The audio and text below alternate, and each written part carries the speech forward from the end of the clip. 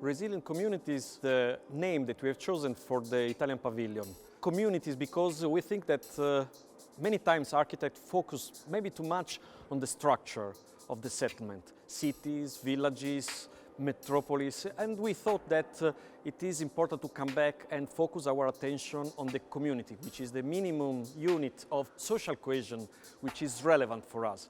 Maybe the future is not a city, something that we don't know, even know today. Resilience means that we have to see the future not as something, as a future scenario, but as something which is continuously changing.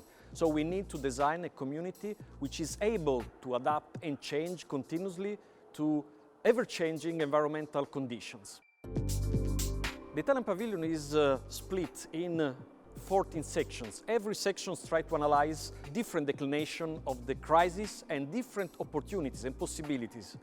One of the most important sections is the section Decolonizing the Built Environment. It's a section where we want to highlight that it's not possible to have a future environmentally safe without having a society which is equal and just.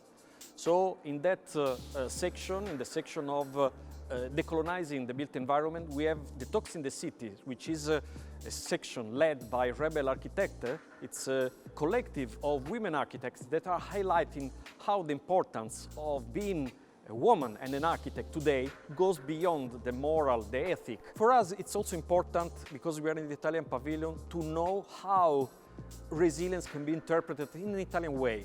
What we can offer as a study for the rest of the world, not only for ourselves, is the history of the Italian cities, the historic cities. We know that in these kind of cities we have ingredients of resilience: compactness, the mixed use of the middle-aged cities, the integration of food production within the city, the orchards. You know, this is something that we expect from middle age or from a Renaissance city. Another aspect that for the Italian Pavilion is crucial is to sign a new pact with nature.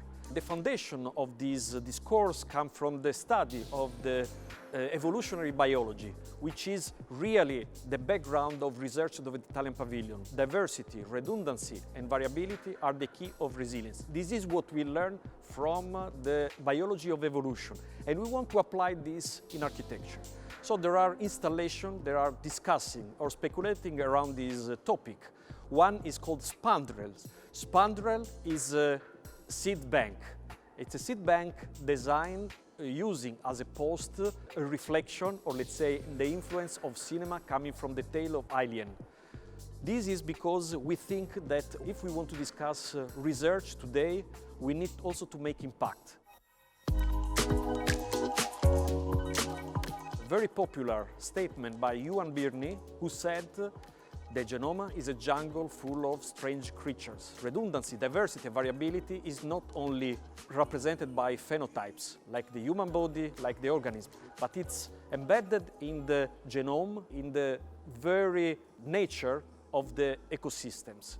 So Genoma is an installation that discusses this through showcasing aeroponic system, organism, together with architecture.